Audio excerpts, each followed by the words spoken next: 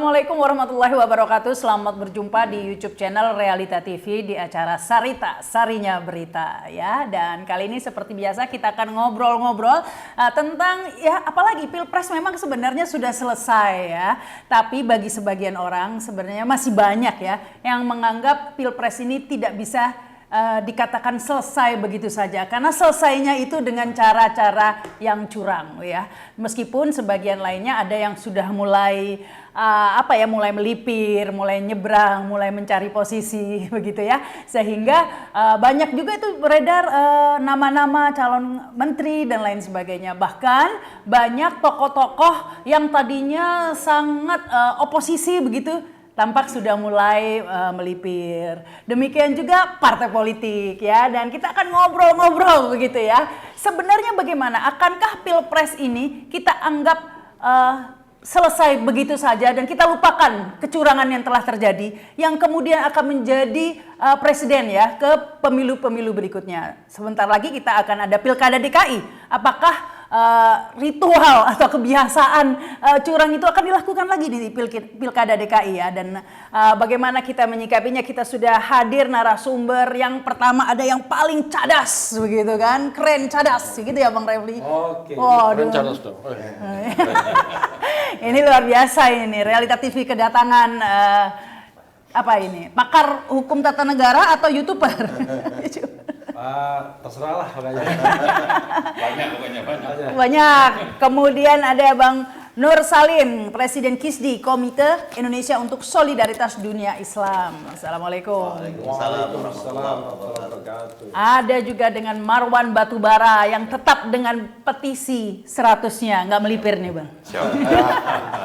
Atau mungkin pertanyaan itu harus ditanyakan ke Bang Refli. Jangan-jangan sudah ada yang ngajakin ini, sebagian teman-teman. Apa perlu kita sebut nama ini? Sudah ada yang ya sudah mulai berubah sikap. Kita kan frankly speaking harus kan. Siap yang berubah sikap siapa misalnya? Lah Bang Refli lah yang nyebut.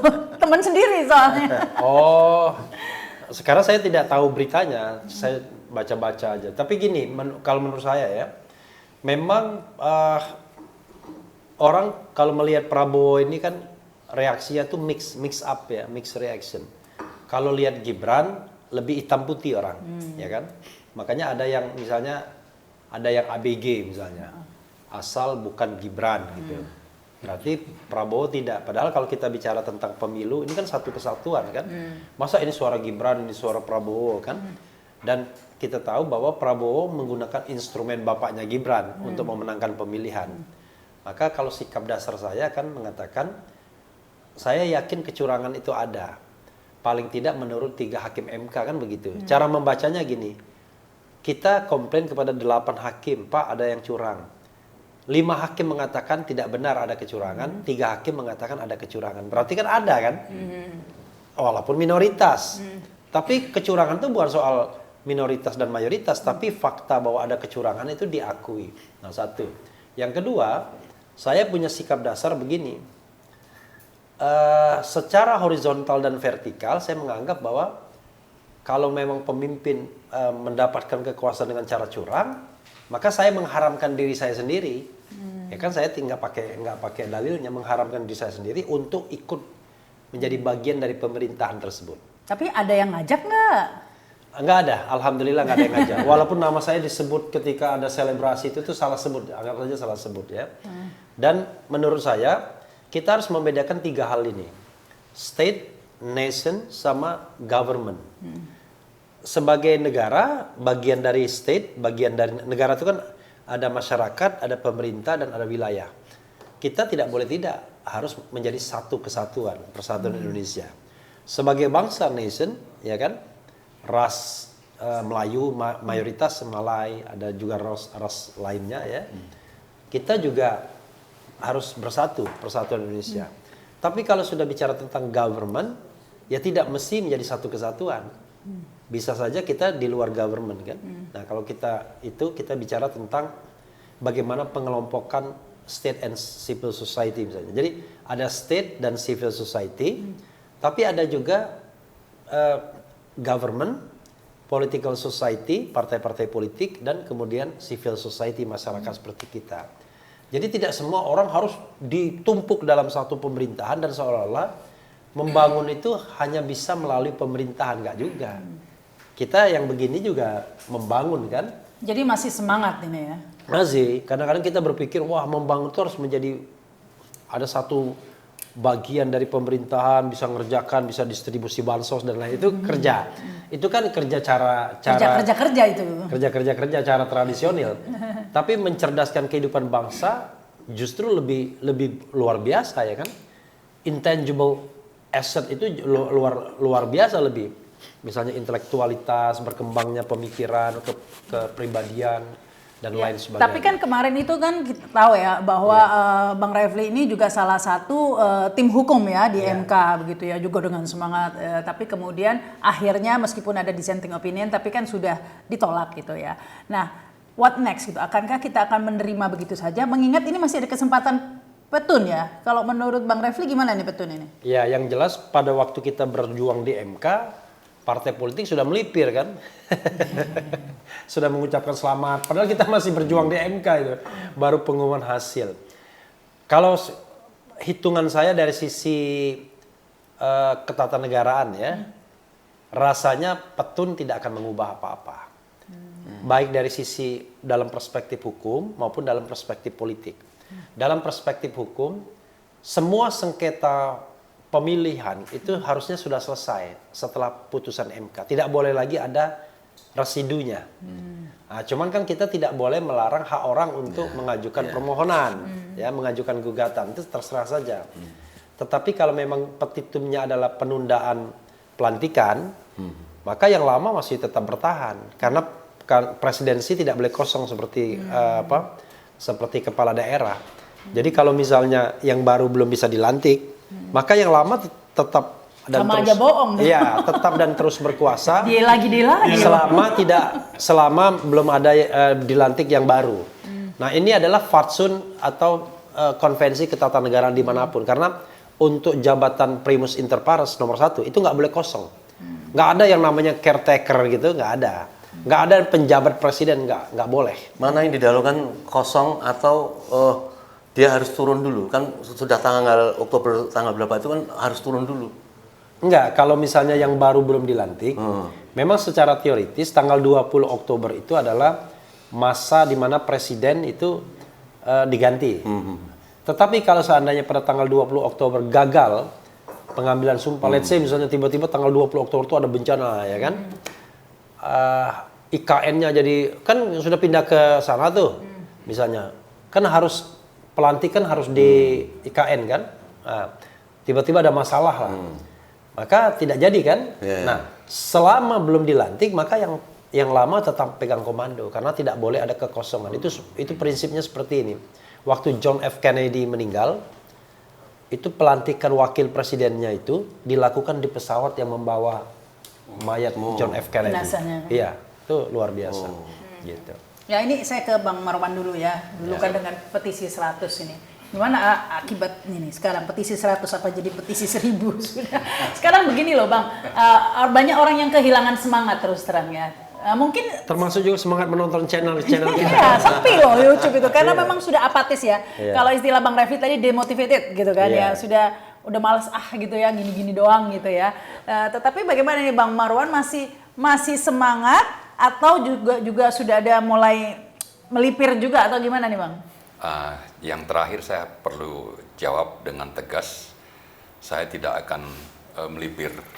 Kalau saya melipir atau bergabung ke sana, berarti saya mengakui kejahatan. Jadi tidak bicara kecurangan, kejahatan sistemik. Oleh siapa? Oleh Joko Widodo dan Prabowo. Dua orang ini satu paket sebetulnya. Jadi seperti tadi Bang Refli sebut, orang mungkin bisa terima Prabowo, tapi kalau sudah Gibran enggak. Tapi sama saja sebetulnya, ini kan komplotan penjahat. Dan kalau sampai kita ke sana, itu artinya kita ikut melakukan kejahatan juga. Nah, itu tidak mungkin lah, insya Allah tidak akan kita lakukan. Saya tidak akan melakukan itu. Itu yang sangat penting, perlu dicatat. Nah, tapi ke pertanyaan pertama, saya kira kita perlu menjaga bukan sekedar semangat ya, tapi tentang sikap yang konsisten bahwa kalau sudah bicara kejahatan kita tidak ada kompromi. Ini kejahatannya ini harus ada sanksi yang sangat jelas.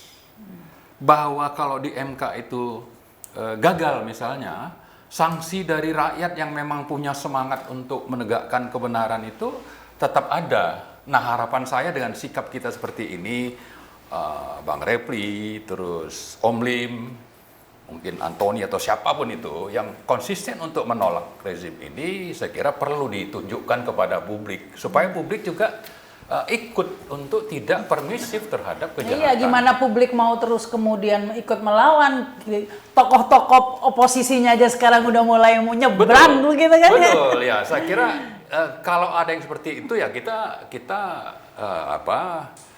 catat saja gitu. Kita bisa memaklumi mungkin ada pertimbangan-pertimbangan lain. Tapi saya kira kalau bicara kejahatan yang seperti itu bagi kita, terutama dari petisi 100 itu tidak ada kompromi. Dan semangat inilah yang ingin kita tunjukkan kepada publik yang masih bersikap konsisten. Nah, di sisi lain juga kita harus pahami mereka akan terus berupaya merangkul itu kan bagian dari bagaimana supaya bisa diakui. Menyatakan bahwa ini pembangunan harus berlanjut atau jangan terus larut dalam pertarungan yang tiada akhir misalnya. Mari kita sama-sama membangun. Itu kan memang biasa mereka lakukan seperti itu. Dari dulu juga begitu. Nah, kita jangan sampai bisa terpengaruh dengan upaya itu. Belum lagi nanti memunculkan isu-isu lain, pengalihan isu. Misalnya ada presidential club atau apalah, atau nanti ini kabinet dari semua unsur, apakah dari 1 atau 3 ya, 2 jelas ya. Ini untuk nanti mengaburkan atau menghilangkan ingatan kita terhadap kejahatan tadi.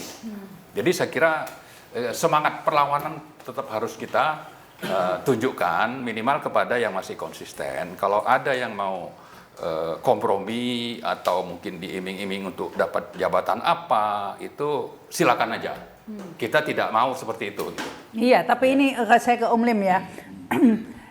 Banyak yang kemudian tadi itu kan ya nyebrang, kemudian tetapi yang menjadi pertanyaan saat ini, apakah dengan tidak ada masalah dengan Gibran, dengan Prabowo-nya, masalahnya hanya Gibran mungkin begitu ya, sehingga kemudian mereka beranggapan bagaimana kalau kita dukung saja Prabowo dan untuk menggulingkan Gibran begitu mau. Ya, jadi begini, pertama saya ucapkan salut ya kepada Bang Refli sama Pak Marwan yang berani menunjukkan ketegasan sikap terhadap kepada rakyat, supaya rakyat juga merasa masih ada senior-senior saya yang masih teguh terhadap itu. Apalagi tadi Bang Refli dengan tegas menyatakan tentang halal dan haram gitu ya.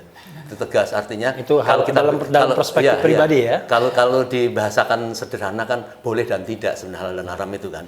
Tetapi memang kita harus tegaskan apakah kita menerima sudah dengan bulat tentang hasil dari keputusan MK itu. Kan faktanya kan semua menolak dan menilai bahwa Hartoyo itu ada dalam tekanan yang sangat luar biasa gitu, sehingga kita melihat dia itu sudah sekarang seperti kayak tengkorak hidup aja dia sebenarnya, apa yang dia berani katakan seperti itu. Tetapi saya ingin menyampaikan selaku Presiden KISDI, saya ingin mengambil porsi, ingin menunjukkan beberapa yang membenarkan sikap-sikap seperti itu. Misalnya dalam Quran surat At-Taubah, Allah berfirman, ya ayyuhalladzina amanu la tattakhidhu aba'akum wa ikhwanakum awliya'a in istakhabul kufra 'alal iman. Wa may tawallahum minkum faulaika humudz zalimun. Hai orang yang beriman, janganlah kamu jadikan bapak-bapakmu, saudara-saudaramu menjadi pemimpin. Ya, jangan bahkan menjadi saudara saja tidak boleh, apalagi menjadi pemimpin. Aulia ini istakhabul kufro. Kalau mereka itu mendahulukan kekafiran alal iman, atas keimanan. Artinya kekafiran di sini tadi saya tanyakan kepada ahli tafsir, kufro ini apakah maknanya orang kafir? Tidak, bisa juga mencangkut masalah-masalah ideologi. Misalnya cenderung kepada kapitalisme, liberalisme, itu termasuk kekafiran. Dan kita lihat bahwa tolong-menolongnya para teman-teman saudara-saudara kita itu betul-betul tolong-menolong di dalam masalah untuk mengabaikan kebenaran masalah konstitusi itu. Apakah kita mau bersama-sama melanggar konstitusi secara menyeluruh? Itu yang harus kita pertanyakan. Tapi ini tadi tuh karena caranya aja mereka mendukung Prabowo, kemudian nanti mendiskualifikasi atau menggeser Gibran gitu, Ya. harapannya seperti itu. Apakah kita orang-orang ahli itu akan mencoba seperti itu? Andai kata memang benar, ya, akan melakukan seperti itu. Padahal Prabowo sendiri menyatakan bahwa saya ini dipilih atau dipercaya oleh Bapak Jokowi dan kami akan melanjutkan kebijakan-kebijakannya. Padahal yang menjadi musuh rakyat utama itu adalah kebijakan-kebijakan pelanggaran-pelanggaran konstitusi dari Jokowi. Ini kan tidak konsisten. Apa saudara-saudara teman-teman kita yang pejuang-pejuang itu akan semudah itu mengatakan seperti itu? Ini yang kita tidak bisa secara konsistensi. Dan inilah yang menjadi resah masyarakat di bawah. Tapi maka itu kita akan dukung orang-orang yang punya prinsip seperti kayak Bang Refli tadi, Pak Marwan atau nanti yang lain-lain lagi, bahwa masih ada orang masih mempertahankan marwah Indonesia ya, dengan kebaikan, tidak mencampur adukan ya, terhadap satu Jangan dicampurkan yang hak dan yang batil gitu ya. Nah, tetapi sebenarnya begini, kita harus pertimbangkan juga bahwa belum tentu dunia luar itu, negara-negara luar itu setuju melihat apa itu pengkhianatan para pemimpin di Indonesia, kasihan rakyatnya. Belum tentu Amerika, belum tentu Malaysia, belum tentu Jepang itu kemudian dia akan bernafsu untuk masih berhubungan dengan Indonesia apabila kita sudah dikangkangin sama Cina seperti itu. Saya kira ini yang harus jadi pertimbangan. Janganlah berpikir hal yang kecil kemudian mengorbankan sesuatu jangka panjang Indonesia. Saya kira Balik lagi ke Bang Refli nih, pasti ini sebentar lagi akan banyak komentar kayak gini nih Bang. Buzzer ini biasanya yang ngomongnya apa? Udahlah, kita presidennya udah terpilih, sudah putuskan MK, mari kita bersatu untuk membangun Indonesia, jangan gaduh terus. Nah, ini Bang Refli ini bikin gaduh terus gitu kan. Jangan malah kita yang disalahkan gitu, kesannya membikin gaduh. Mari kita membangun Indonesia. Kalau gaduh kapan kita bangun Indonesia? Nah, kalau argumentasinya kayak gitu gimana nih Bang? Ya, saya justru tidak ingin bikin gaduh. Jadi kita harus bedakan antara sikap personal sama bernegara kan. Nanti kalau Prabowo dilantik sebagai presiden dan Gibran wakil presiden, maka by constitution ya, bukan by morality. Mereka adalah presiden yang sah kan begitu. Nah, sebagai anak bangsa, ya tentu kita dalam tanda kutip mengakui dan menghormatinya. Tapi dalam tanda kutip saya katakan ya, mengakui, menghormati sebagai sebuah gejala ketatanegaraan. Tapi dalam hati saya mengatakan itu produk curang, tetap aja deh. Makanya saya katakan ini wilayah personal saya yang tidak bisa diganggu-gugat orang. Tapi kalau wilayah institusional, oke. Tidak mungkin kan kita sebagai anak bangsa, tiba-tiba kita tidak melakukan sesuatu. Nah, sesuatu itu kita tetap melakukan pendidikan masyarakat, misalnya melalui channel-channel kita, melalui masyarakat, melalui pendidikan-pendidikan, melalui seminar dan lain sebagainya. Tapi sikap personal yang jelas tadi adalah saya tidak mau bergabung ke sana. Apapun jabatan yang ditawarkan, insya Allah saya tidak akan bergabung ke sana. Tapi kalau saya melihatnya gini Bang ya, kalau dikatakan membangun, udahlah waktunya Indonesia membangun, jangan, udah pemilu lupakanlah istilahnya, udahlah kita tutup mata aja lah soal pemilu curang, mari kita membangun Indonesia. Yang saya lebih khawatirkan adalah masa depan Indonesia begitu ya, daya rusak dari hasil pemilu yang curang ya tadi itu menimbulkan presiden buruk gitu. Ya, itu justru kita tidak boleh ulangi. Makanya saya bilang kan ada sikap pribadi yang terus berjuang untuk pemilu yang demokratis. Jadi nanti pilihannya adalah kan ada pilihan yang revolusioner, yaitu bagaimana merombak struktur politik yang ada. Ada jalan yang evolusioner, kita menjadi bagian untuk mengubah misalnya paket undang-undang politik dan lain sebagainya dengan campaign di masyarakat. Nah, dua jalan ini kan kita tidak tahu mana yang berhasil ya. Saya setuju lah jalan yang revolusioner, jalan yang reformatif, cepat, itu setuju. Nanti ya mudah-mudahan momentumnya ada. Karena apa? Kalau struktur kekuasaan ini bertahan seperti ini, maka sama nanti 2029 kita akan mengalami hal yang sama. Iya, nggak usah pemilu Presidensial aja. threshold akan dipertahankan. Kemudian nanti udah kelihatan tuh. Nanti calon tuh dari istana saja. Apalagi kemudian nanti misalnya ya, cuman satu partai saja yang dia biarkan jadi oposisi. Maka tidak akan ada lagi kemudian calon-calon dari masyarakat yang memang di-endorse. Nggak usah jauh-jauh 2029, pilkada DKI ini. Enggak. Udah. Kalau gini, kalau pilkada DKI saya kesampingkan dulu karena menurut saya ini persoalan yang kecil, ya. Yang besar itu kan Indonesia kan. Nah, karena itu dalam 5 tahun ini kan kita tidak boleh lelah untuk memperjuangkan struktur yang lebih demokratis, yang lebih adil, baik dengan jalan reformatif, revolusioner maupun evolusioner, kan kita nggak bisa wah saya pengen jalan revolusioner aja karena itu evolusioner nggak mau, nggak juga, karena itu harus dikombin kadang-kadang.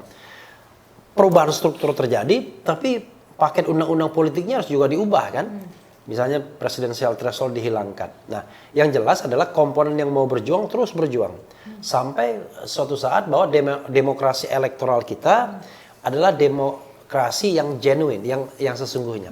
Saya khawatir kita main shortcut. Saya menghormati misalnya teman-teman yang mau kembali pada Undang-Undang Dasar 45. Tapi hati-hati loh. Agenda boncengannya gila-gilaan itu.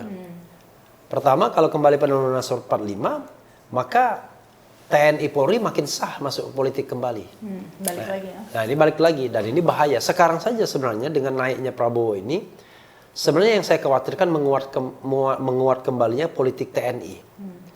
Dengan Polri saja kita udah pusing, apalagi TNI ikut berpolitik juga misalnya, wah tambah parah. Karena jabatan-jabatan sipil untuk TNI Polri itu makin banyak.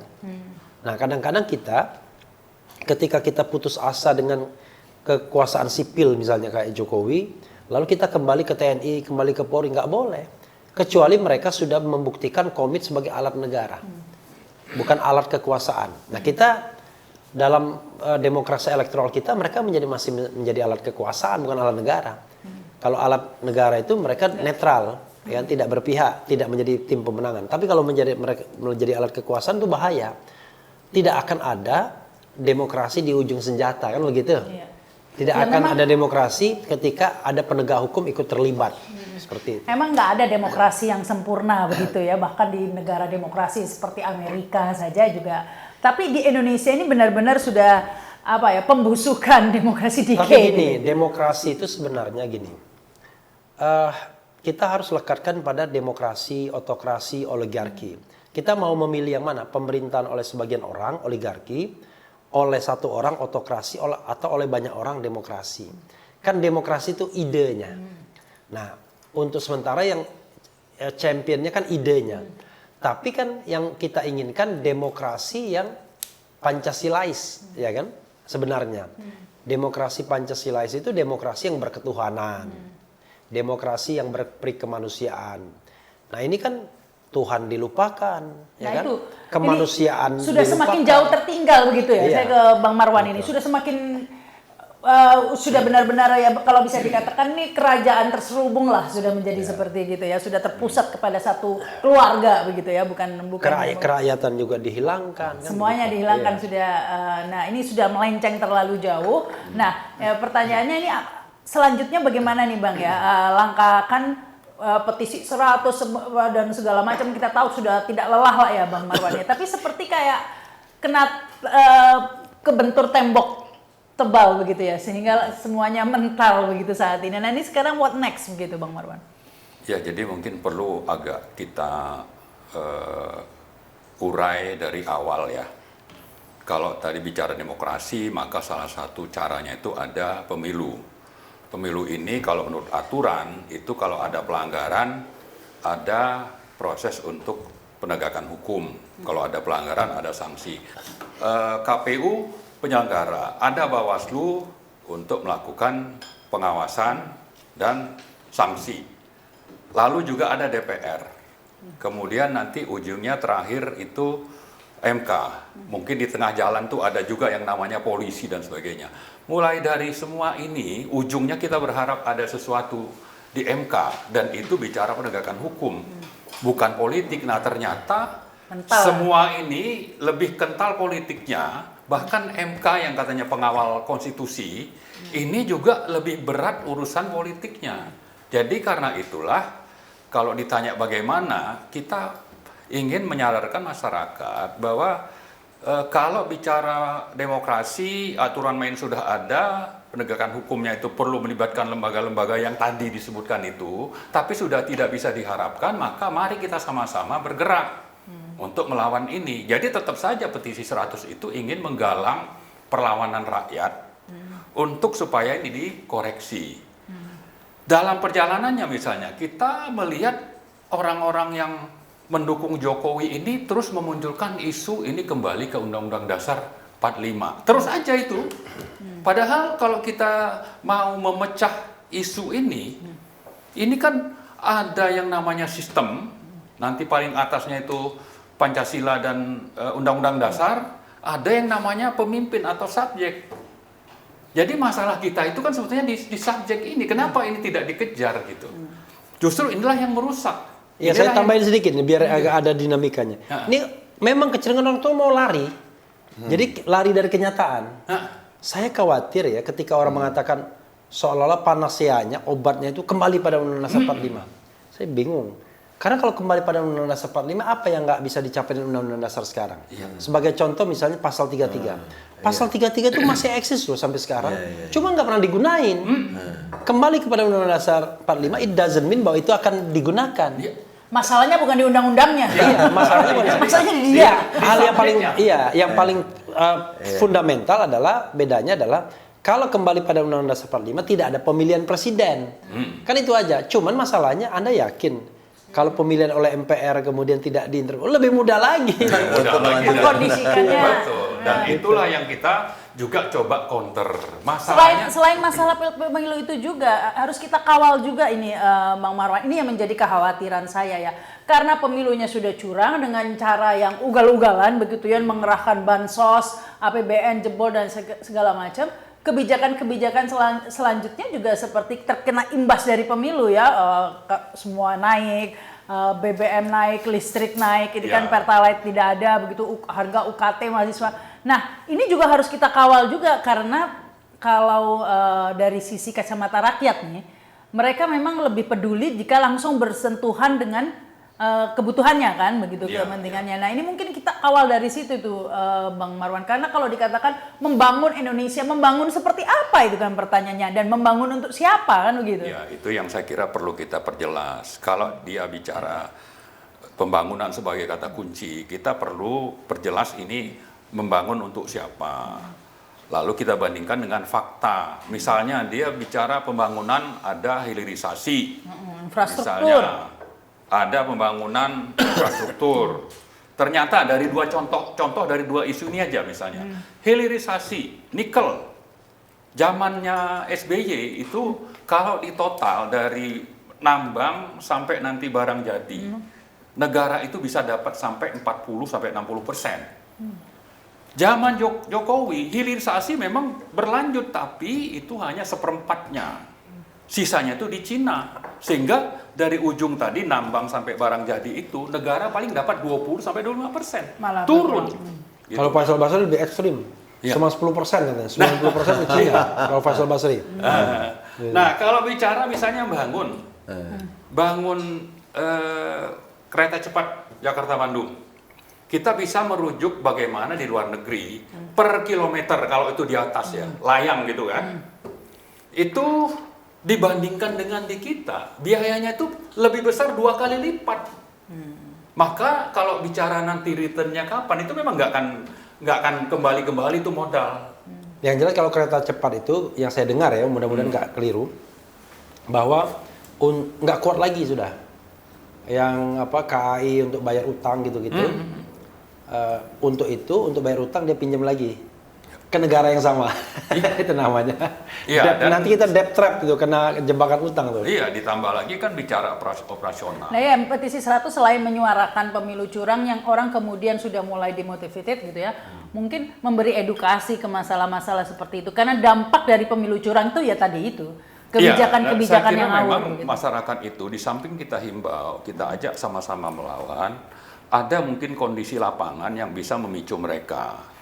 Kalau nanti luar negeri itu tidak percaya dengan Presiden Prabowo karena memang pada prinsipnya MK itu hanya melegalkan kejahatan, Di sana kan mereka tidak percaya, itu bisa saja investasi tidak datang, mereka tidak peduli dengan kita. Nah, ini bisa mengganggu ekonomi. Ditambah lagi nanti kalau isu Timur Tengah atau di mana-mana itu perang masih terus, BBM atau harga minyak dunia terus naik, maka ekonomi Indonesia akan bermasalah. Konon katanya ini nanti akan ada pemotongan. Dolar aja udah turun. Sudah 16.000, terus katanya BI menerbitkan obligasi yang bukan tugasnya, lalu rencananya pemotongan anggaran sampai sekian persen seluruh mata anggaran di APBN. Kenapa? Karena uangnya nggak ada, obligasi yang di luar pemerintah tidak laku, maka BI yang jualan misalnya. Ini kan karena memang ada faktor ekonomi yang bisa membuat nanti situasi ekonomi ini bermasalah, tapi ujungnya nanti rakyat yang akan merasakan. Tapi kenapa bisa seperti itu ya? Salah satunya luar negeri itu tidak percaya dengan sistem yang ada di Indonesia. Bicara hukum tapi dilanggar sendiri. Oleh siapa? Oleh yang berkuasa. Dengan cara menghalalkan segala cara. Ya. MK yang harusnya bicara hukum justru jadi alat politik penguasa. Maka ini saya kira harapan kita, di samping kita menjelaskan kepada publik, kita berharap ini ada situasi dari luar untuk bagaimana rakyat itu bangkit sama-sama menurunkan rezim ini. Bukan berarti kita ini ingin memprovokasi untuk makar, bukan. Tapi faktanya memang Anda harus ada yang menghentikan. Faktanya memang ini sudah kebablasan gitu. Kebablasan kalau diteruskan ya. Tapi penyakit kita nih Om Lim ya, penyakit orang Indonesia itu cenderung ya udahlah daripada ribet-ribet mengamankan perut masing-masing lah gitu kan ya. Makanya sekarang kan udah mulai rame tuh menteri-menteri begitu ya. Tapi Luhut nggak masuk ya Bang, katanya kan. Dia bilang toksik ya. Toksiknya itu dia sebetulnya. Dia toksik nomor 1. Iya. Ya, jadi begini, kita ini kan menyadari ya, sudah ingin mengganjal atau melawan terhadap kecurangan, kejahatan ini, akhirnya rakyat tidak mempunyai kemampuan ya, baik secara perlawanan politik, hukum, apalagi fisik gitu ya. Jadi nampaknya memang terus seperti apa yang Mbak Rahma katakan tadi. Misalnya sebelum saya masuk ke ingin sampaikan, misalnya Anies itu dia menyatakan bahwa ya sudahlah, saya menghadiri ke KPU itu karena untuk menghormati konstitusi aja. Tapi nampaknya dia ingin mengatakan bahwa ya sudah, saya setuju tapi saya tidak setuju gitu. Artinya agree and disagreement lah dia mengatakan. Setuju dalam ketidaksetujuan. Tetapi dia kan kemudian mengatakan ingin melakukan perubahan dengan apa belum tahu, dan itu yang dijanjikan pada orang-orangnya. Tetapi begini, andai kata misalnya terjadi pelantikan ya. Kemudian ya kita ini kan hanya bisa menghimbau bahwa kita ingatkan tadi apa yang disampaikan Pak Refli tadi tentang pasal 33, kalau terutama di ayat 3 menurut saya, bahwa air, kemudian energi, hutan itu dikuasai oleh negara untuk kemakmuran rakyat sebesar-besarnya. Tetapi itu kan jauh, api dari panggang ya. Itu kempongan kata orang Jogja itu, bohong-bohongan. Investasi yang oleh Cina terhadap masalah-masalah. Satu orang aja ya, timah aja itu, bisa 270 triliun. Dari tempat yang kecil saja gitu satu ya. orang doang di tempat yang kecil, berarti kayak. Tetapi apa yang terjadi? Bukan 271. 1 triliun itu banyak. Untuk kita. Untuk orang miskin ya. Nah, apalagi kita lihat yang terjadi sekarang ini, pajak apapun dinaikkan untuk orang-orang Indonesia yang sedang kesusahan itu. Ini kan keterlaluan naik, sekali. ya. PPN naik, bensin dan lain sebagainya. Dan tidak ada itu untuk kemakmuran rakyat. Ini sudah pelanggaran undang-undang yang sangat mendasar sekali. Nah, saya kira ini yang harus diingatkan. Kalau investasi itu, kan kita hanya bisa mengingatkannya. Terjadi yang adil lah. Jangan menggelar karpet merah kepada orang asing dan melupakan orang Indonesia. Misalnya Luhut bahkan sekarang mengatakan bahwa akan mengimpor petani dari Cina untuk menggarap pertanian di Kalimantan Tengah. Ini kan miris ya. Kita mau kalau jadi marah. menteri lagi nanti maksudnya, kalau jadi menteri lagi. Kalau dia udah sepakat sama Jokowi, mau apa Jokowi yang di dalam satu yang dipasang oleh orang-orang tentang kabinet ini, nampaknya dia menjadi ketua Watim Pres misalnya. Jangankan Prabowo akan menggusur Gibran dan Jokowi, malah dia diawasin kerja seolah seperti itu. Jangan lagi gusur Gibran, jangan-jangan gusur Luhut aja nggak bisa. Nah, kalau yang dikatakan Koni kan bahwa Dia cuma akan menjadi presiden cuma 2 tahun atau 3 tahun. Tapi Selebihnya itu dilanjutkan mau Gibran. nikah sama mertua Kaisang itu jadi atau enggak? Oke, jadi nggak sih katanya hoax? Nah, inilah yang saya lihat kalau dalam susunan kabinet dari beberapa itu kan dimasukkannya lagi Bahlil, dimasukkannya lagi Erick Thohir. Itulah orang-orang yang bermasalah terhadap masalah Rempang, penjajah dan akan mengusir rakyat. Dan ini yang menjadi gawat untuk provinsi-provinsi Sumatera kalau dia mau berpikiran seperti yang kita baca-baca ini Saya mau melepas tambahkan diri sedikit ya. Soal peng-peng itu jadi ingat almarhum Rizal Ramli kan. Susahnya adalah penguasa sekaligus pengusaha. Nah, penguasa jadi. Ya, pengusaha. Penguasa. Nah, kita ini kalau mau menjalankan pasal 33 itu kan harus rela bahwa bumi, air dan kekayaan alam itu dikuasai oleh negara. Sekarang coba bayangkan, pemilik tambang itu siapa? Misalnya tambang batu bara, tambang nikel dan lain sebagainya. Berapa persen yang dikuasai negara dan digunakan sebesar-besarnya kemakmuran rakyat? Saya ingat jadi tragedi yang tidak banyak orang permasalahkan, tapi Bang Marwan mempermasalahkan, yaitu Undang-Undang Nomor 3 Tahun 2020 tentang mineral dan batu bara. Menurut Undang-Undang Nomor 4 Tahun 2009, konsesi tambang batu bara yang sudah berakhir berapa puluh tahun itu akan kembali kepada negara. Maka mulai dari tahun 2002 berapa ya, 2022, 2025 ke atas, itu beberapa tambang itu akan kembali. Termasuk The Giant yang dimiliki oleh penguasa hari ini. Menteri-menteri tertentu lah mungkin ya. Ada Menteri BUMN di situ, kakaknya. Ada Menteri Pariwisata juga punya. Ada mungkin Menteri Investasi macam-macam lah. Ya. Saudaranya Prabowo. Ya, saudaranya Prabowo dan lain sebagainya. Nah, yang terjadi adalah undang-undang yang sudah bagus dan tinggal dilaksanakan itu akhirnya diubah.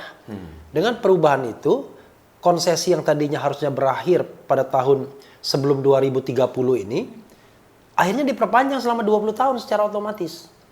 Walaupun pasal otomatis itu dihilangkan, tetap perlu izin, tetapi bukan izin dalam pengertian bakal ditolak, tetapi tetap otomatisnya itu aja dihilangkan. Nah, kan luar biasa, coba bayangkan. Padahal kalau seandainya tambang itu kembali semua ke negara, maka kan semua menjadi milik negara kan. Mereka tetap bisa nambang, tetapi dibatasi kalau tidak salah 15.000 hektar saja. Dan keuntungan lebih besar untuk negara. Oh ya sudah untuk pasti. mereka. Nah, sekarang kalau kita bicara mengenai itu, ya, itu coba bayangkan keuntungan batu bara itu berapa triliun per tahun misalnya. Yang untuk negara berapa persen cuma. Padahal kalau kita bilang dikuasai negara dan sebesar-besarnya kemakmuran rakyat, bayangan saya bagian negara setidaknya 70%. Ya. Kalau kita bicara sebesar-besarnya ya, kalau 60% slightly. Ya kan? Tapi kalau 70-30. Tapi sekarang terbalik, bahkan dalam masalah nikel cuma 10% menurut Faisal Basri. Nah, itu yang kemudian menjadi disinsentif bagi penguasa yang juga pengusaha. Mana mau dia ngambil kebijakan Ya, baik itu. nasib Indonesia nih ya, punya emas dikuasai Freeport, punya nikel dikuasai Cina, punya batu bara dikuasai pengusaha. Ya itulah yang menurut saya yang sangat berbahaya. Lalu rakyat dapat apa? Kalau rakyat ataupun provinsi-provinsi melihat pemerintahan pusat itu sudah tidak adil, tidak berniatan baik terhadap rakyat. Mereka tuh sekarang sudah bisa menghitung. Misalnya Aceh, ya kemarin sudah saya sampaikan juga bahwa kalau di Aceh itu misalnya dia paham, dia tuh punya berapa luar biasa tentang gasnya. Kalau dia diperlakukan tidak adil, dia tahu selama ini uang-uang mereka diangkut ke pusat, dikembalikan kepada daerah itu berapa. Mereka sangat paham itu. Jadi kalau mereka tidak bernasib baik, bisa jadi mengancam terhadap terintegrasi masalah persoalan ini. Saya kira inilah rakyat harus mengingatkan dengan keras ya kepada penguasa. Baik disetujui atau tidak disetujui, tapi kita hanya bisa menghimbau. Dan yang lebih gila lagi adalah hasil tambang itu kan diekspor. Lalu uangnya parkir di luar negeri. Tidak pernah masuk ke BI. Nggak pernah masuk ke BI. Benar-benar nggak dapat apa-apa. Jadi BI cuma mencatat bahwa ada nilai ekspor sekian meningkat, tapi uangnya nggak pernah ada. Kan kacau. Nggak ada yang devisa dan lain. Karena uangnya parkir di Singapura dan negara lainnya kan. Nggak, tapi penyakit di Indonesia tadi itu lagi kembalikan untuk menyikapi yang motivated ya. Karena orang Indonesia itu banyak kalau sudah kejadian baru deh. Pasrah. Pasrah, tapi kalau sudah ini baru tapi sudah telat gitu ya. Makanya kan ada lagi viral itu kan ada bule yang bikin telat tuh mahasiswa protes UKT kemarin kemana saja gitu ya. Oke. Atau apa. Jadi nunggu telat dulu gitu loh. Nah, Nunggu hancur dulu baru kita teriak. Itu pernah diperingatkan Bung Karno ya ketika dia berpidato di depan BPUPKI pertama kali hari lahirnya Pancasila itu. Dia mengatakan orang Indonesia itu dia menyebut suku mayoritas sih sebenarnya, tapi oke lah, orang Indonesia itu seperti cacing katanya. Jadi kalau dia tidak kepanasan nggak menggeliat dia. Jadi harus dikasih stimulasi yang luar biasa baru kemudian dia begini-begini. Nah, ini menurut saya itu kan jiwa yang tidak antisipatif, jiwa yang reaktif ya kan. Nah, harusnya kan kita antisipatif. Cuman masalahnya adalah gimana kita mau antisipatif karena kalau will-nya nggak ada. Misalnya antisipasi pemilu biar tidak curang. Gimana kita bisa menjamin tidak curang? Orang pusat kecurangannya di istana kan misalnya gini. How come to anticipate it? Tapi ya harusnya bisa diantisipasi dari awal, dari ketika Paman Usman jadi ketua MK. Itu harusnya sudah nggak boleh, sudah diprotes, tapi orang Indonesia dibiarin dulu. Nggak sampai juga. keluar keputusan Waktu baru. Paman Usman mau nikah, saya kan termasuk yang mengatakan dia harus mengundurkan diri. Karena disitulah ada conflict of interest kan. Saya bilang tidak ada kasus di MK yang tidak melibatkan kepresidenan. Judicial review itu presiden melibatkan. Karena itu tidak mungkin dia menjadi akhir permanen, karena itu lebih baik dia mengundurkan diri, tidak hanya sebagai ketua Mahkamah Konstitusi tapi sebagai hakim konstitusi. Tapi di Indonesia ini lemah, gimana ya, etika politiknya tuh lemah, padahal etika di atas hukum kan. Orang rasa malu, rasa pantas tidak pantas itu tidak akan dipenjara kita, tapi bisa membuat kita harusnya mengundurkan diri dan lain sebagainya. Ya, ini harusnya, tapi kita harus sudah mulai bergerak begitu loh. Jadi gini, maksud saya Bang Marwan, ketika ya kayak tadi Paman Usman menjadi, kita diam setuju sampai kemudian kejadian baru kan sudah telat begitu, setelah kejadian seperti itu kan lebih susah lagi. Nah, ini mungkin jangan sampai ini terjadi lagi. Itu bentar, Rahma dari mana asalnya? Banyuwangi? Jawa Timur, Surabaya, Pasuruan. Oh, oke. Saya kasih pantun dulu. Jalan ke Pasuruan bersama teman, ya kan? Makan di warung tanpa halaman. Negeri ini negeri para paman. Salah satunya Paman Usman. Buyar nih, mau nanya apa nih, kena Paman Usman nih kan, kena pantun tapi. Iya, saya khawatirnya ini akan menjadi pattern lagi gitu Bang Refli, terjadi lagi. Dulu kita udah biarkan, sampai sekarang pemilu curang kita biarkan lagi, sampai akan terjadi yang lebih buruk lagi. Ini kan harus diantisipasinya itu loh, mana kok kita nunggu kejadian dulu gitu. Iya, saya kira kembali tadi ke isu sistem dan subjek. Bahwa kalau bicara putusan MK nomor 90, rakyat protes, guru-guru besar protes, bahwa ini sudah sangat nyata pelanggarannya. Bahwa MK bikin aturan, norma, tidak boleh. Ya kan? Nah, masalahnya meskipun sudah ada yang menyuarakan angket, saya ingat tuh dari PDIP, ya kan?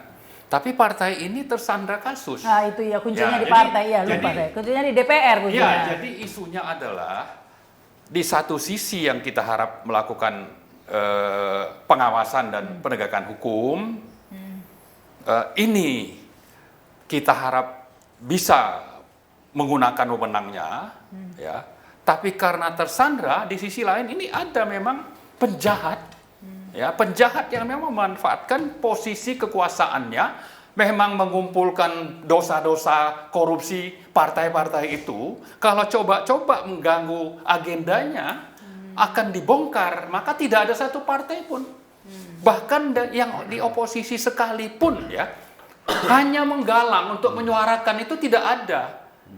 Kepada publik, saya akan usung ini meskipun Termasuk nanti, kecurangan pemilu ini, hak angket itu mana sama, kagak ada kabar. Iya, makanya jadi ini memang sudah sangat bermasalah ini subjek kita ini, pemimpin kita ini. Ya, memang pada dasarnya punya niat jahat, kekuasaannya digunakan sesuka-sukanya untuk mencapai tujuan tetap berkuasa, dan kalau perlu nanti dinasti politiknya itu kan melanjutkan kekuasaan. Nah, kita berharap sebetulnya ini diputus. DPR itu misalnya kalau ada pemimpin atau orang-orangnya yang bermasalah, diganti aja itu. Nah iya, Ya, ganti seandainya. baru atau apalah. Pokoknya ini salah satu maksud saya ya. Meskipun ada tadi yang saya sebut di awal itu ada perlawanan rakyat, ada gejolak ekonomi dan sebagainya, itu juga bisa memicu perlawanan rakyat, tapi partai ini memang salah satu masalah yang sebetulnya sejak sebelum Pilpres pun bisa kalau mereka tegakkan itu tidak akan terjadi. Jadi sebenarnya partai bukan salah satu masalah, itu sumber masalah utama. Sumber masalah. Karena problem kita adalah tidak ada demokratisasi internal partai politik. Satu. Yang kedua, budaya korup kita itu sudah melingkupi juga partai politik. Sehingga peran kontrol mereka tuh tidak ada sama sekali. Begitu partainya busuk, maka busuk juga di DPR-nya kan, busuk juga legislatifnya. Jadi ini seperti sesuatu lingkaran setan. Ya, ditambah lagi yang berkuasa ini ditambah lagi punya mental. Presidennya punya mental memanfaatkan situasi ini untuk melanggengkan kekuasaan. Bahkan diciptakan. Ya, makanya saya bilang kita tidak bisa hanya berharap bahwa hanya sekedar mengubah governance pemilu. Itu nanti pasti akan mereka kecurangi lagi. Yang paling bisa kita lakukan adalah ya mudah-mudahan terjadi perombakan struktural, ya kan? Sayang Bang Rizal Ramli sudah mendahului kita. Iya, memang kayaknya nggak ada cara lain. Saya ini ke Om Lim ya. Seandainya saja saat itu DPR bersuara ya, ketika Jokowi masih baru mulai gila-gilaan ya. 3 periode masih belum, tapi ketika MK itu Paman Usman itu sudah mulai kelihatan patternnya begitu ya. Seandainya saja kemudian setelah keputusan nomor 90 itu ya, DPR bersuara, ini bisa dihentikan ya, bisa dihentikan. Tapi ternyata tidak dan kemudian bergulir. Dan sampai saat ini pun tidak bersuara. Iya, faktanya begini, kita ini terlalu naif ya kalau berharap pada di DPR yang kalau suudon rakyat ini dia niatan masuk ke sana itu juga sudah belum tentu untuk perjuangan untuk keadilan ya. Yang penting itu adalah suatu ya kalau Mbak Rahma enggak lah insya Allah saya makanya nggak masuk. Makanya nggak masuk ya. Jadi karena nggak boleh ya kalian. Makanya bersyukur juga nggak masuk jadi DPR ya. Itu dikritik Om Lim nanti ya. Jadi saya ingatkan bahwa Allah mengatakan janganlah kamu tolong menolong dalam suatu kejahatan dan kecurangan. Innallaha sadidul iqab. Sesungguhnya siksa Allah sangatlah pedih. Ini yang kita ingatkan kepada para senior saya ini. Yang seolah-olah ya, saya seneng lah berkumpul jadi satu antara yang kanan, tengah, kiri ya. Dan ada di situ berkumpul, ada yang saya takjub itu di situ ada Kodari yang rakyat menganggap itu ada desainer kecurangan itu ya. Berkampung itu. Ini mau apa? Mau publik disuguhkan pertemuan yang oposisi dan Kodari sudah bersatu, itu artinya apa coba? Mau memperbaiki. Ada profesor pula lagi itu. Ya. Profesor. HTN. Jadi Hukum Tata Negara. Siapa? Pak Jimli. Oh iya Pak Jimli. Itu pertemuan di mana itu? Pertemuan yang ulang tahunnya Hariman. Iya. Indemo. Jadi ini kalau ini di rumah Hariman ya? Saya diundang tapi saya nggak datang. Nah untung Bang Refli nggak datang. Kalau begitu pengundangnya Kodari dengan Marwar Sirait nggak datang saya. Iya. Jadi kalau mau memang untuk memperbaiki, kita bisa paham ya. Memang Allah memerintahkan untuk tolong menolong untuk kebaikan. Tetapi kita melihat ini hanya tolong menolong untuk apa itu mereka dapat kebahagiaan rezeki, kebahagiaan rente, kebahagiaan jabatan. Kalau saya bukan rezeki, tolong menolong untuk merampok. Kalau rezeki itu kan yang baik kan. Kecuali mereka kemudian mengatakan, oke, saya dorong Pak Prabowo terus, tapi tolong tetap hajar itu sih namanya pelanggar konstitusi, si Gibran lah bapaknya, itu oke, tetapi ini tidak. Seolah melupakan kejahatan-kejahatan presiden yang menjadi masalah bagi bangsa Indonesia. Kalau saya lihat ya, barangkali gini, pemerintahan sekarang ini punya strategi untuk merangkul semuanya. Dan pemerintahan itu selalu terganggu dengan orang-orang kritis kan, orang-orang yang mengkritiknya. Jadi mereka di berbagai level itu mereka konsolidasikan semuanya. Di level partai politik sudah hampir selesai kan gitu kan. Sudah selesai tuh barang. Partainya Rahma Sarita sudah menyatakan dari awal ikut. Nah, di level yang kemarin itu kemarin itu di level society menurut saya. Jadi di aktivis, level di level society aktivis mau dikonsolidasikan semua. Untung RH nggak datang kan. Kalau RH datang kan jadi isu kan. Tapi dari awal saya udah katakan saya tidak akan datang. Karena begitu yang mengundangnya ternyata Kodari dan Marwar Sirait, saya bilang wah ini kayak sepertinya mau mengkonsolidasikan civil society untuk masuk pemerintah. Dan banyak orang yang mau biasanya dengan alasan wah kita sudah selesai lah kita lupakanlah kontestasi gitu-gitu dan lain sebagainya. Move on, Padahal move on. sebagai manusia kita tidak boleh menghilangkan silaturahmi, ya kan? Iya, iya. Tapi bukan silaturahmi yang pertemuan-pertemuan seperti itu, karena itu adalah sikap politik. Iya, sikap politik saya setuju. Iya. Kental. Iya Nuansa kan? politiknya Kalau kental. silaturahmi misalnya saya ketemu sama Kodari, gimana kabarnya? Udah ibaratnya ngobrol-ngobrol sudah selesai. Tapi kalau dia mengundang di dalam acara aktivis dan lain sebagainya itu lain masalahnya. Itu sikap politik. Tapi kalau lihat kondisi seperti saat ini, Bang Refli ya, DPR sudah jelas terkondisikan. Ini semua infrastruktur di negara ini, lembaga negara semua terkondisikan ya. Sudah jadi, saya bilang sudah jadi dagelan semua ini, MK, lembaga hukum semuanya begitu ya. DPR juga bahkan civil society. Saya juga. langsung jawab. Itu kita harus bersyukur. Artinya lahan pahala kita makin luas. Nggak ngomong pahala itu kan nanti. Jadi, perjuangan Sekarang ini makin panjang, perjuangannya ya. panjang. Perjuangannya Itu. panjang. Ya. Karena itu kemudian kan kita kan selalu mengambil sisi baiknya, vertikal dan horizontal. Secara horizontal orang mengingat wah kita makin minoritas kan begitu. Wah makin kecil kekuatan kita. Ya itu orang hitungannya horizontal. Tapi secara vertikal lahan pahala, lahan pengabdian, lahan perjuangan makin lebar. Ya. Ya kan? Nah itu saya mau menanyakan itu lahan perjuangan ini. Iya. Dan dengan kondisi seperti itu, ini menunjukkan secara apa tadi itu harusnya salah satu-satunya cara adalah yang revolusioner. Nggak mungkin lagi kalau mau cara yang melalui melalui proses hukum, melalui itu kan sudah tidak mungkin begitu Bang Refli. Hanya satu cara berarti ini. perubahan Jadi itu. begini ya, masyarakat itu pemimpin itu bergantung pada masyarakatnya, ya kan? Tuhan tidak akan mengubah nasib suatu kaum kecuali kaum itu mau mengubahnya. Ya. Merubah lo ya, bukan melanjutkan. Usaha Ya, merubah. ya. Nah, bukan merubah juga, merubah itu menjadi rubah artinya. Mengubah. Mengubah. Karena itu karena itu kalau kita bisa berharap bahwa ada perubahan yang dahsyat luar biasa, sementara masyarakatnya masih sontoloyo seperti ini, berat. Kenapa? Karena kita tidak mungkin mengajak bagian terbesar untuk ambil resiko. Karena ya kita aja sambil berharap bahwa barisan itu makin banyak kan, yang enlighten makin banyak sehingga momentumnya tercapai. Tapi nggak boleh juga dipaksakan. Misalnya hari ini, kenapa? Saya tahu bahwa kalau kita dihitung-hitungan, jangan-jangan lebih banyak orang yang mau melipir ketimbang orang yang mau stay. Iya kan? Itu sudah sunatullahnya begitu kan? Nah, tetapi bukan berarti kemudian yang stay ini kemudian kita tidak berbuat apa-apa, terus saja. Karena saya yakin kebenaran itu akan terjadi dengan sendiri. Ingat pengalaman saya waktu sama Akil Muhtar dulu. Waktu saya menuding dalam tanda kutip MK sudah tidak bersih lagi kan? Pada waktu itu saya kemudian yang dipojokkan malah. Dianggap saya melakukan percobaan penyuapan dan lain sebagainya. 3 tahun kemudian Akil Muhtar ditangkap dan seumur hidup.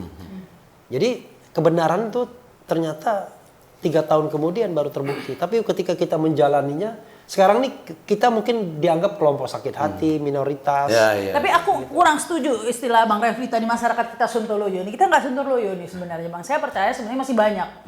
Masih banyak, bahkan saya percaya jumlahnya lebih banyak sebenarnya. 58% itu fiktif gitu. Ya, jadi gini, kalau kita bicara keep silent ya, orang yang menyaksikan kejahatan, menyaksikan itu tapi tidak berani bersuara, bahkan kita di MK itu mencari saksi aja susah. You can imagine. Kan sontoloyo namanya. Oh iya. Dan I agree. Iya, mencari saksi aja susah. Iya. Orang mengatakan aparat terlibat, ya kan? Si X terlibat, penjabat kepala daerah terlibat, kepala desa terlibat di mobilisasi. Begitu kita harus jadi saksi, nyerah semua, nggak ada yang mau. Bayangkan. Takut semua. Ada yang agak gila kepala desanya minta 100 juta mau jadi saksi, kan gila namanya. Mungkin kalau tim sana dibayar.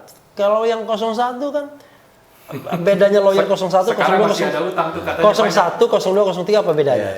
Datang lawyer 03 dulu lah. Bang, nginep di mana bang? Mandarin Hotel. Ya kan?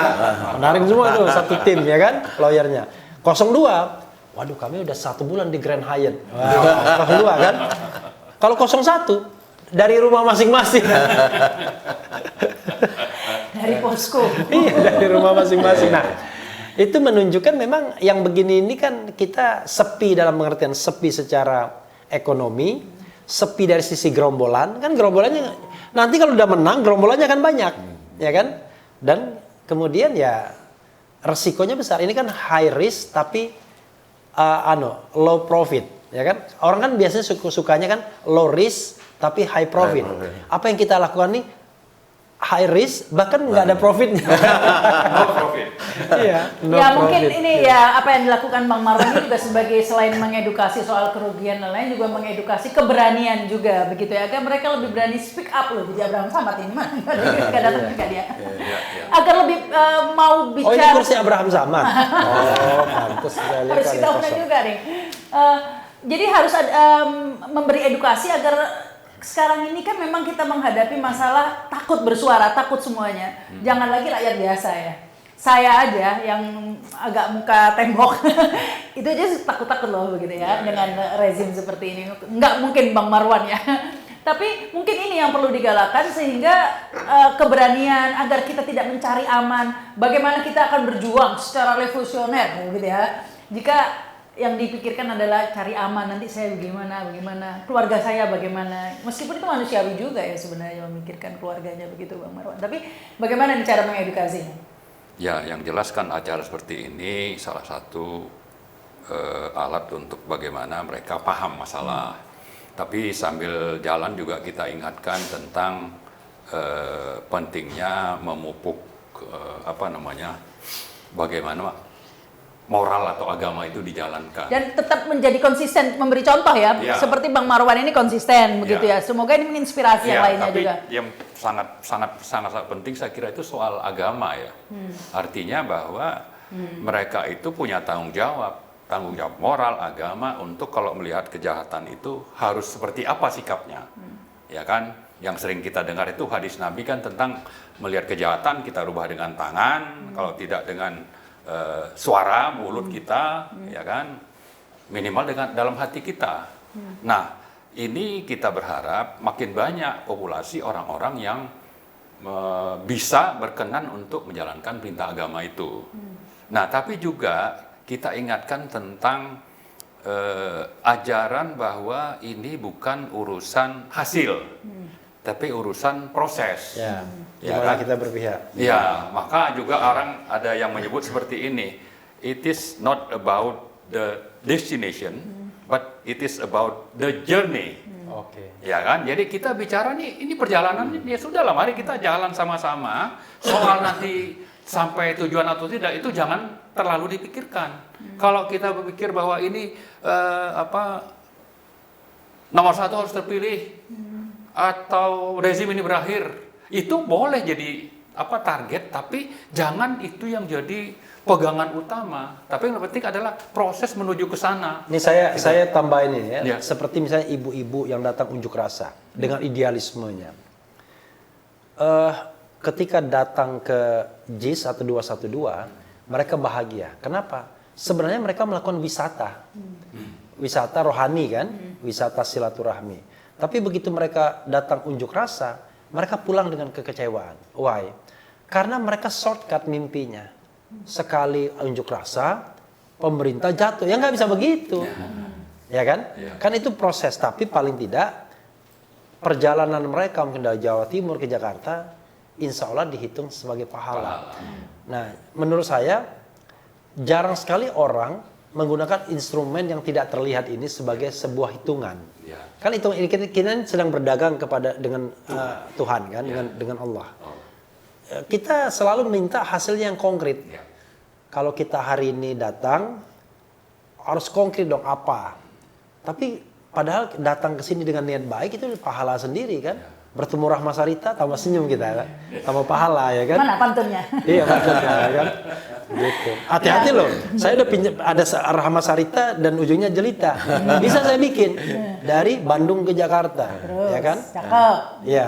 Jangan sekali-sekali bawa batu bata, berat, ya kan? Ketemu teman yang namanya Rahma Sarita. Waduh, orangnya cantik jelita. Nggak nyambung karena beratnya mana? Saya mau Ya, saya gini. Jadi dari Surabaya ke Jakarta, kan? ya. Jangan sekali-sekali bawa batu bata. Bawalah batu bara. Ya. Ketemu perempuan yang namanya Rahma Sarita. Oh, ternyata orangnya cantik jelita. Oh iya, saya nggak menyimak. Jadi saya kepengen Ini malah tahu semua. saya ingin menyemangatin Bang Marwan sama Bang Refli. Iya. Ada satu pemandangan dan satu pengalaman yang sangat luar biasa yang terjadi kemarin di University of di Oxford.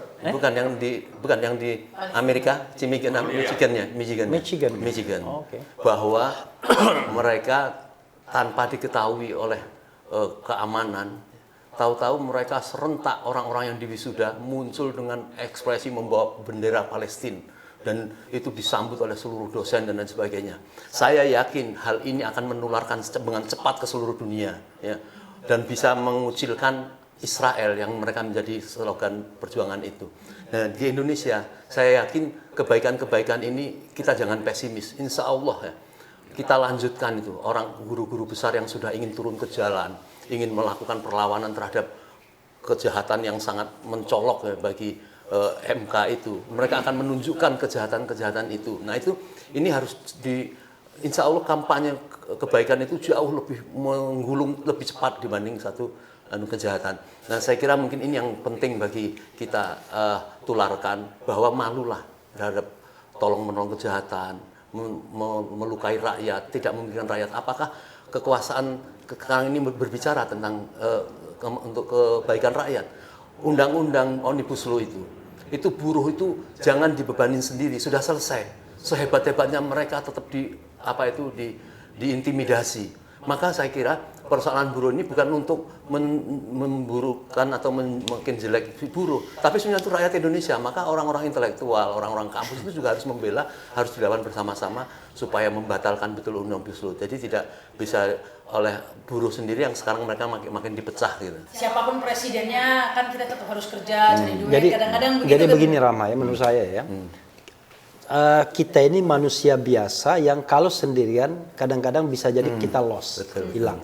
Karena itu kan kita disuruh bersama-sama, berkelompok, berbaris ya kan, ada barisannya. Nah menurut saya apa yang kita lakukan sekarang bertemu ini kan dalam rangka meningkatkan motivasi kita kembali kan. Saya kadang-kadang lihat, waduh ini animo masyarakat udah berkurang, lesu ya kan. Nah itu nggak boleh. Jadi berjuang itu harus terus. Betul kata Bang Marwan, soal hasilnya udahlah itu bukan urusan kita. Wilayah kita adalah wilayah journey, wilayah proses, wilayah perjalanan. Destination ya sudah, Allah Subhanahu Wa Taala yang akan memberikan. Jadi karena itu kalau kita lihat misalnya ya orang-orang masa dulu itu, mereka nggak pernah merasa rugi kok, ya kan? Wah kata Khalid bin Walid ya kan, dia gertak orang Persia sama Romawi, itu kami ini kalian akan berhadapan dengan pasukan yang mencintai kematian. Sama baiknya, sama hebatnya seperti kalian mencintai kehidupan. Gimana orang nggak gemetar kan? Jadi sama Khalid bin Walid itu panglima Persia, panglima Romawi, padahal mereka adalah negara yang beratus-ratus tahun sebagai negara adidaya. Takut bayangkan. Jadi jangan khawatir lah, insya Allah ya kan. Kalau kita memang niatnya lurus, niatnya baik, niatnya betul-betul untuk agama dan bagi negara, ya selalu ada jalan. Kalaupun tidak ada jalan, ya berarti Allah Subhanahu Wa Taala akan memberikan di tempat yang lain, insya Allah kan begitu. Dan selalu ada jalan, insya Allah. Ya jadi saya kira salah satu yang penting untuk kita ingatkan supaya rakyat itu ingat bahwa dia itu orang yang beragama. Yang kedua, supaya mereka itu peduli bahwa kepedulian itu bukan cuma untuk mereka, tapi juga untuk anak cucu mereka ke depan. Nasib bangsa ini seperti apa nanti ke nasib depan? bersama lah yang Betul. Karena Jadi kalau, mari pedulilah gitu. Kalau memikirkan nasib sendiri sih, saya insya Allah kalau makan aja bisa lah, siapapun presidennya begitu ya, insya Allah masih bisa lah dapat AdSense YouTube gitu ya. Ya, tapi bukan untuk itu, hidup bukan untuk memikirkan nasib sendiri, masalahnya bukan itu ya, karena kita hadir di dunia ini tujuan adalah mengemban tugas untuk memikirkan nasib orang lain ya, itu sebenarnya ya. Bahkan di Islam kita berdoa saja itu nggak boleh langsung berdoa meminta permintaan kita begitu, kebutuhan kita kita harus tawasul dulu, mendoakan orang tua dulu, mendoakan orang lain dulu, karena Tuhan membenci orang yang egois begitu ya. Jadi stop memikirkan diri sendiri, memikirkan posisi sendiri, memikirkan jabatan sendiri, memikirkan perut sendiri atau aman sendiri ya, karena oportunis jangan ya. jadi orang oportunis. Ya, karena ya kita mungkin aman, kita mungkin bisa selamat, tapi ingat ya, kita harus mikirkan bagaimana nasib orang lain, bagaimana nasib orang miskin, dan bagaimana nasib anak cucu kita nanti ya. Bukan tidak mungkin kalau kita diam sekarang, akibatnya akan ditanggung oleh anak cucu kita nanti, begitu ya. Ini udah bisa closing kan? Gak ada tambahan ya. Ya, thank you ini Om Lin, thank you Bang Cadas ya. Thank you juga Bang Marwan, dan terima kasih yang sudah menyaksikan tayangan ini. Jangan lupa subscribe ya dan komen. Saya Rahma Sarita. Wassalamualaikum warahmatullahi wabarakatuh. Sampai jumpa. Allahu Akbar. Merdeka, merdeka.